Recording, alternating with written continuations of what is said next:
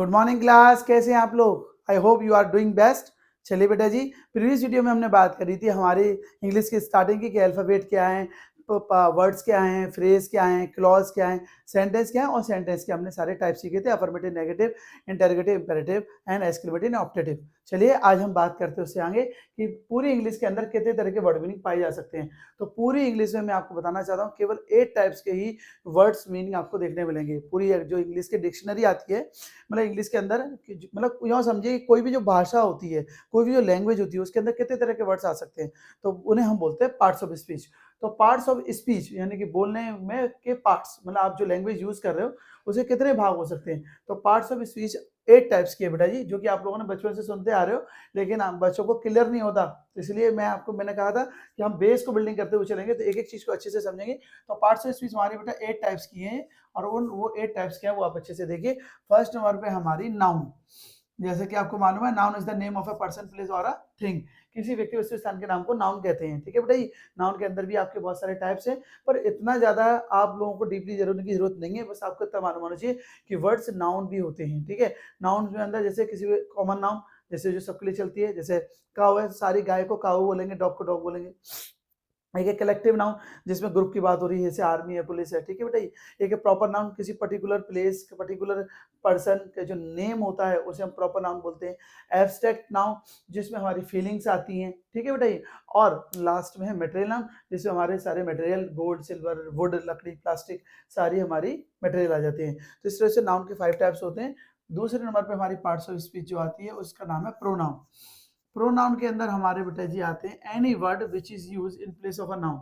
ठीक है, नाउन के अंदर लिख लीजिए एग्जांपल, राम भी हो सकता है, कॉमन नाउन में काउ भी हो सकती है, और कलेक्टिव नाउन में आर्मी भी हो सकती है बेटा जी।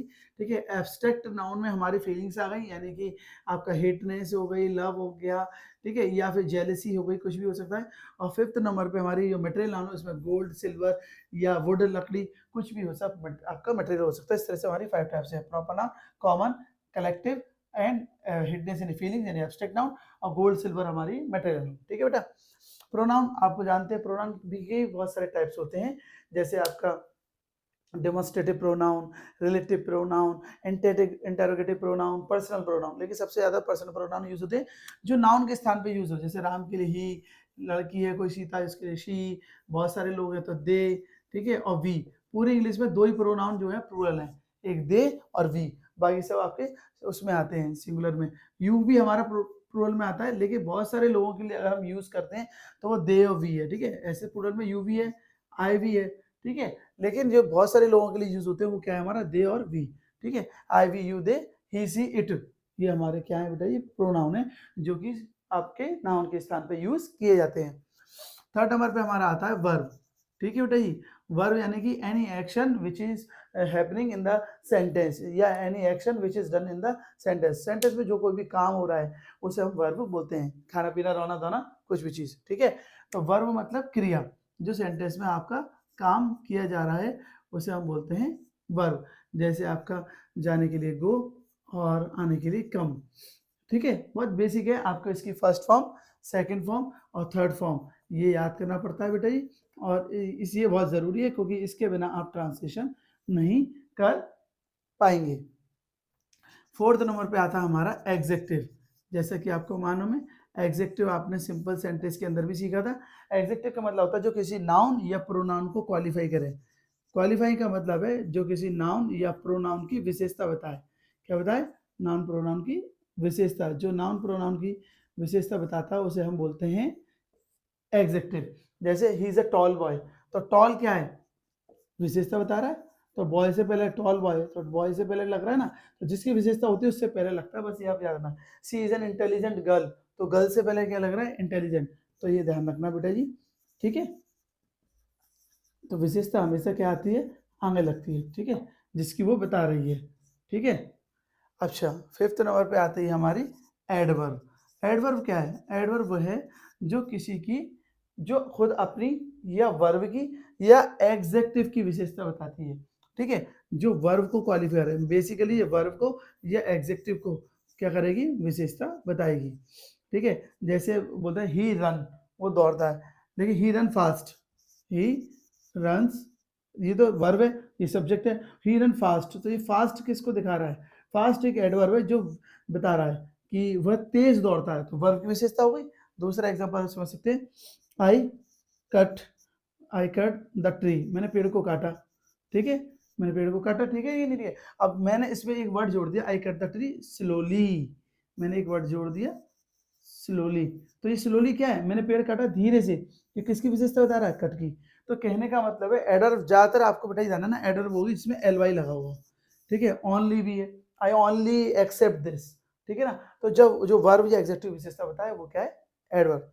6 नंबर पर बहुत ही ज्यादा इंपॉर्टेंट है आपके लिए, प्रीपोजिशन। मैं इन सबका आपको बेटा ये है ना अलग से एक वीडियो बनाऊंगा इन सब पे अलग अलग, जिससे प्रपोजिशन के खासकर या कंजंक्शन के, जिसमें आपको इसके डिफरेंट यूजेस में आपको सिखाऊंगा। लेकिन अभी हम बेस स्टार्टिंग करते हुए चल रहे हैं, तो इसको ढंग से समझिएगा। प्रपोजिशन जो है जो शब्दों को जोड़े, विच कनेक्ट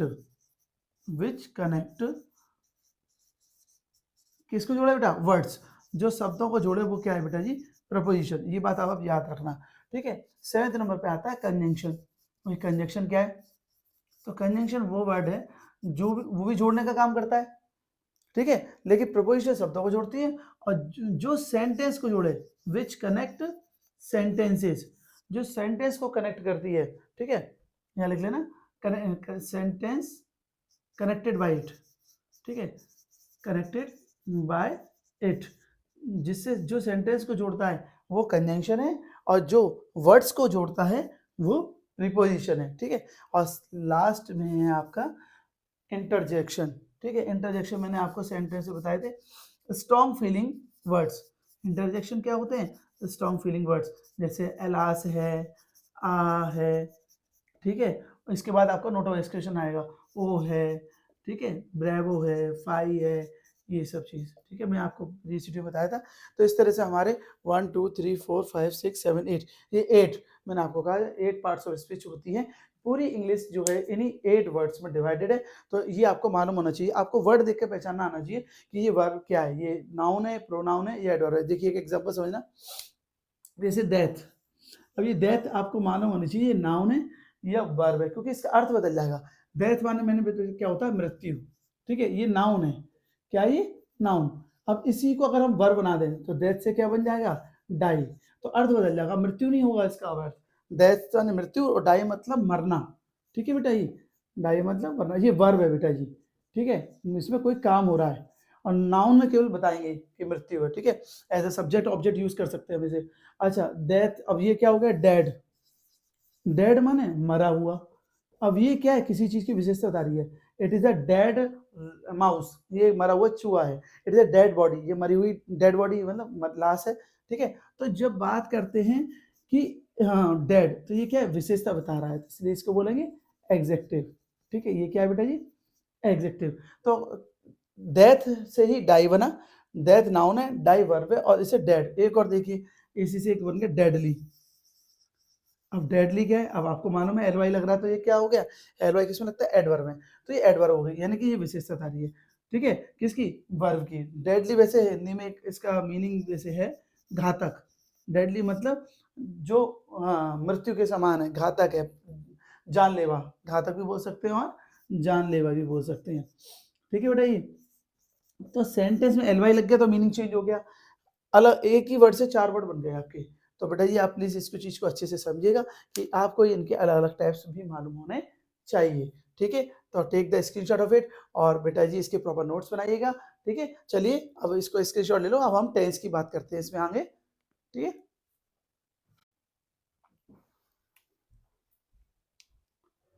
चलिए बेटा जी, अब आपने पार्ट्स ऑफ स्पीच के मीनिंग तो क्लियर आपको अच्छे से हो गया होगा। अब हम पार्ट्स ऑफ स्पीच के बाद टेंस को समझेंगे। टेंस क्या है? देखिए सबको मालूम होता है टेंस 3 तरह के होते हैं, प्रेजेंट, पास्ट और फ्यूचर, लेकिन सब बच्चों के लिए टेंस नहीं, टेंशन होते हैं। तो चलिए इस टेंशन को खत्म करते हैं। मैं आपको बहुत इजी ट्रिक से बताऊंगा, जिससे आपको टेंस एक बार में अच्छे से लर्न हो जाएंगे, और जो कि आपके ट्रांसलेशन में बहुत हेल्पफुल रहेंगे। तो सबसे पहले बेसिक मालूम होना चाहिए हमें कि टेंस के टाइप्स क्या होते हैं। तो ध्यान से देखिएगा बेटा जी, मैंने खुद अपनी तरफ से टेंस को 2 चीजों में डिवाइड किया, तो आप अच्छे समझिएगा कि एक टेंस तो होते हैं एक्शन टेंस। कौन से टेंस होते हैं? Action tense. एक्शन टेंस वो टेंस होते हैं जिसमें कोई बेटा ये काम हो रहा होगा। हम स्पीकिंग में भी बच्चों को सिखाते हैं, तो इससे इनको लोगों को बहुत जल्दी they will learn as early as possible. तो ठीक है बेटा, अच्छे से समझिएगा। एक्शन टेंस वो टेंस होते हैं जिसमें बेटा जी कोई काम किया जाता है। मैं लिख दे रहा हूं आपके लिए, जिसमें कोई काम क्या किया जाता है, किया जाता है। कोई काम हो नहीं रहा होगा, काम किया जा रहा है। तो जिसमें कोई काम अगर किया जाता है, ठीक है, जिसमें कोई काम, ठीक है, किया जाता है या कोई कार्य हो रहा होगा, ठीक है, कार्य होना चाहिए, तो वो हो गए हमारे एक्शन टेंस। ठीक है, इसके अंदर बेटा ये हमारे तीन तरह के टेंस आते हैं। पहला है प्रेजेंट, ठीक है, दूसरा है हमारा पास्ट और तीसरा है हमारा फ्यूचर। तो आप लोगों को ये तो मालूम है कि तीन तरह के टेंस होते हैं, एक प्रेजेंट, दूसरा पास्ट और तीसरा फ्यूचर। ठीक है बेटा जी। अब इन्हीं के चार पार्ट्स भी होते हैं, ये भी आपको मालूम है। ठीक है, कौन कौन सा? एक होता है हमारा सिंपल, ठीक है, दूसरा होता है कंटिन्यूअस, ठीक है, और तीसरा हमारा क्या होता है? परफेक्ट। ठीक है, और फोर्थ क्या होता है? Perfect continuous. तो इस तरह से हमारे चार तरह के टेंसेस के अंदर टाइप्स आते हैं। ठीक है, तो बेटा ये हमारे जो ABCD चार टाइप्स हैं, ये प्रेजेंट के भी हैं, पास्ट के भी हैं और फ्यूचर के भी हैं। तो कुल मिलाकर तीनों के 4 4 और 4 12 टाइप्स हो जाते हैं आपके। ठीक है, जिसमें आपकी कोई भी एक्शन, मैंने बोला एक्शन टेंस क्यों नाम दिया? कोई भी काम किया जा रहा होगा, इसलिए कोई काम किया जा रहा होगा तो काम के लिए हम क्या लगाएंगे इसमें? वर्ब। तो वर्ब लगेगी, तो इसमें क्या लगेगी? फर्स्ट फॉर्म भी लगेगी आपकी, सेकंड फॉर्म भी लगेगी बेटा जी आपकी, थर्ड फॉर्म भी लगेगी बेटा जी आपकी, और आईएनजी फॉर्म भी लगेगी। ठीक है, फर्स्ट फॉर्म में हम क्या लगाएंगे? आईएनजी फॉर्म लगाएंगे। ठीक है, फर्स्ट फॉर्म प्लस आईएनजी लिख दे रहे हैं बेटा जी। तो इसमें first form, second form, third form और प्लस आईएनजी फॉर्म, ये चारों यूज होती हैं। इसलिए बेटा जी अगर आपको ये टेंस समझने हैं तो आपको वर्ब तो याद करनी पड़ेगी। जैसे सेंटेंस में बोला मैं बच्चों को पढ़ा रहा हूँ, तो मैं बच्चों को पढ़ा रहा हूँ, I am teaching the children. मैं विद्यार्थियों को पढ़ा रहा हूँ, I am teaching the students. तो जब तक मुझे पढ़ाने की इंग्लिश नहीं मालूम होगी, मैं हाउ कैन आई ट्रांसलेट? तो बेटा जी प्लीज इसको अच्छे से समझिए कि आपको वर्ब की first form, second form, third form और प्लस आईएनजी फॉर्म आपको याद करनी पड़ेगी। मैं ट्रिक से बता दूंगा आपको, जिससे आपको बहुत जल्दी याद हो जाएंगी और आपके टेंस का मीनिंग भी क्लियर हो जाएगा, आप अच्छे से ट्रांसलेट कर पाओगे इजीली। बेटा ये एक बात अच्छे से समझ लीजिएगा, क्योंकि ये हमारी मदर लैंग्वेज नहीं है। हम आप ये समझो, आपने कभी किसी से सॉरी बोलना आपने याद किया? आज मुझे सॉरी बोलना है, सॉरी सॉरी सॉरी, नहीं, आपने उसे याद नहीं किया। आप किसी बर्थडे में गए, आप फर्स्ट टाइम बर्थडे में गए जब छोटे थे, तो आपने हैप्पी बर्थडे टू यू सुना, है ना? तो आपको वो लर्न हो गया। तो इंग्लिश जो भी कोई भी लैंग्वेज हो, अगर हम उसे सुनते हैं उसको हम उतना ही बोल पाते हैं। तो बेटा जी आप लोगों से मेरी रिक्वेस्ट है कि आप इंग्लिश को अच्छे ज़्यादा से ज़्यादा सुना करिए। थैंक यू, सॉरी, या विश करते हैं हम किसी को, ठीक है, many many happy returns of the day बोलते हैं, ये चीज़ें हम याद नहीं करते हैं। जो हम सुनते हैं वो हमें याद हो जाता है। आपको इंग्लिश सॉन्ग सुनते हो वो याद हो जाता है, नहीं हो जाता आपको? तो बस वही है कि हमारा एनवायरनमेंट अच्छा होना चाहिए, और नहीं है बेटा तो एनवायरनमेंट क्रिएट करिए। किसी पे भरोसे पे मत रहिए, क्योंकि आप किसी भी अगर जॉब में जाएंगे, किसी भी कॉर्पोरेट सेक्टर में जाएंगे, तो बेटा जी आपको खुद से इंग्लिश बोलनी पड़ेगी। मालूम है रियलिटी इतनी खराब है कि 10,000 या 15,000 की जॉब के लिए आपसे इंग्लिश का न्यूज़पेपर पढ़वा लेते हैं। तो बेटा जी मेरी आपसे रिक्वेस्ट है कि आप इंग्लिश अपनी अच्छे से इंप्रूव करिए, और जिसके लिए ज़रूरी है टेंस। तो आप 2 काम करिए, एक तो आप अपने जो मैं सिखा रहा हूँ वो सीखते हुए चलिए, प्लस इंग्लिश के वर्ड मीनिंग याद करिए, और प्रॉपर इंग्लिश को ज़्यादा से ज़्यादा, अच्छा इंग्लिश में कार्टून देख लीजिए, इंग्लिश में मूवी देख लीजिए, पर थोड़ा-सा टाइम निकाल कर अपनी इंग्लिश को इम्प्रूव कीजिए, क्योंकि बेटा ये एक दिन में नहीं सुधरने वाली है, ठीक है? इट्स टेक टाइम्स, इसमें टाइम लगता है, ठीक है? तो आप हमने मैंने बताया एक होते हैं एक्शन टेंस, जिसके अंदर प्रेजेंट, पास्ट, फ्यूचर हैं, और उनके 4 टाइप्स हैं, simple, continuous, perfect, perfect continuous. और इनमें हमारे बेटे जी कोई काम हो रहा होगा, और काम हो रहा होगा इसलिए तो इसमें कोई ना कोई वर्ब का यूज़ ज़रूर होगा, जिसमें first form, second form, third form plus verb की फर्स्ट फॉर्म में आईएनजी हम यूज़ करते हैं, ठीक है? टेंस हम आगे सीखेंगे। दूसरे टेंस जो मैंने बेटा जी खुद डिवाइड करे हैं, उन्हें बोलते हैं हम हैपनिंग टेंस। क्या बोलते हैं? Happening tense. अब हैपनिंग क्यों नाम रखा है भाई? हैपनिंग टेंस का मतलब है इसमें बेटा जी कोई काम नहीं हो रहा होगा, ठीक है? तो इसमें कोई काम नहीं हो रहा होगा, इसमें होना बताया जाता है। क्या बताया जाता है? होना बताया जाता है। तो इसलिए इसमें कोई कार्य नहीं हो रहा होगा, होना बताया जाता है। तो बस इस चीज़ का आप याद रखिएगा। अब होना क्या बताया जाता है बेटा जी इसमें? जैसे एक राजा है, तो इसमें इंग्लिश क्या होगी? देखो सब्जेक्ट कौन है? राजा। भाई सब्जेक्ट कौन होता है? जिसकी हम बात करते हैं या जो सेंटेंस में काम कर रहा होता है। अब इन सेंटेंस में तो कोई काम हो रहा होगा, इन सेंटेंस में तो कोई काम ही नहीं हो रहा होगा, तो इसमें हम जिसके बारे में बात कर रहे हैं वही सब्जेक्ट है। ठीक है, एक राजा है तो राजा की बात कर रहे हैं। वर्ब क्या है? अब एक तो वर्ब होगी नहीं, वर्ब क्या है? ठीक है, तो ये हो गई हमारी वर्ब। तो ये दो चीज है। अब आपकी कॉमन चीज देखिए कि सब्जेक्ट और वर्ब दोनों साथ साथ हैं। तो जब बेटा ये इंपॉर्टेंट है, ध्यान से समझिएगा, जब सब्जेक्ट और वर्ब है हो, था हो, होगा हो, कुछ भी साथ साथ होते हैं तो देयर से सेंटेंस स्टार्ट करते हैं। तो एक राजा है की इंग्लिश क्या बनेगी? देयर। है के लिए क्या लगाएंगे? इज। है के लिए तो इज लगेगा ना, और राजा के लिए there is a king. One king मत लगाना, बच्चे क्या लिखते हो? There is a one king, नहीं, देयर इज अ किंग। आ मतलब एक होता है। ऐसे एक और समझिए, एक राजा था कि कर ले, एक राजा है या था कर ले रहे हैं। एक राजा था, तो था के लिए क्या लगेगा? वही सब्जेक्ट और वर्ब साथ साथ है हमारे। ठीक है, तो क्या देर का यहाँ पे कोई अर्थ नहीं है, लेकिन पूरी इंग्लिश के अंदर ये एक लौती ऐसा सेंटेंस है जिसमें सब्जेक्ट पीछे चला जाता है और वर्ब आगे हो जाती है, और वर्ब आगे आने के बाद भी इंटरोगेटिव नहीं होता, देर से सेंटेंस होता है। तो यहाँ पे देर का कोई मतलब नहीं होता है, ये सिर्फ जस्ट ओनली हैपनिंग, मतलब कुछ होना बताते हैं। एक राजा है था, एक राजा है, था के लिए वॉज लगेगा, देयर वॉज अ किंग। तो बेटा जी प्लीज इसको अच्छे से समझिएगा। ठीक है, तीसरा एक और, जैसे एक राजा होगा, एक राजा होगा, अब इसे भी तो होना बता रहे हैं।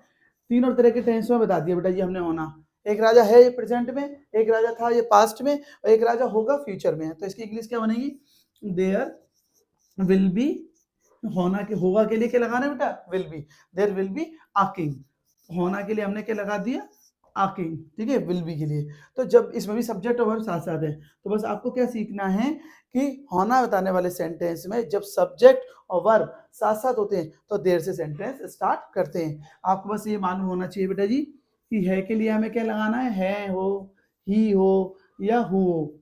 ठीक है, मैं हूं बोलता है ना कि मैं कमरे में हूं, ठीक है ना, तो इसमें क्या है बेटा जी? एज आर एम आएगा। क्या आएगा? Is are am. अगर था होगा, थी होगी या थे होंगे तो लगेगा बेटा जी आपका वॉज वर। ठीक है, सब्जेक्ट के हिसाब से। और अगर होगा, होगी, जैसे छत पर बंदर होंगे, ठीक है, कमरे में कोई होगा, तो होगा हो या होगी हो, वह ट्रेन में होगी इस वक्त, तो होना बता रहे हैं, तो होगा या होगी या होगे, तो वहां पे बेटा जी हम क्या लगाएंगे? शैल बी और विल बी। ठीक है, शैल बी और विल बी। पर आप बेटा जी इस बात को याद रखना कि ये आपको देर कब लगाना है? जब सब्जेक्ट और वर्ब साथ साथ हों और सेंटेंस में कोई काम होना बताया जाए। ठीक है बेटा जी, तो इस चीज को आप लिख लेना, सब्जेक्ट और वर्ब साथ साथ होने चाहिए। क्या होने चाहिए? सब्जेक्ट और वर्ब साथ साथ हों। ठीक है, साथ साथ हों। ठीक है, उनके बीच में कोई वर्ड नहीं होना चाहिए। ठीक है बेटा जी, चलिए इसका बेटा जी स्क्रीनशॉट ले लीजिएगा और प्रॉपर नोट्स बनाना ताकि ये आपके लिए हेल्पफुल हो सके। वीडियो अच्छी लगे तो लाइक करिएगा, शेयर करिएगा, और कोई भी डाउट हो तो जरूर मुझसे पूछिएगा। And take the screenshot of it बेटा। Thank you.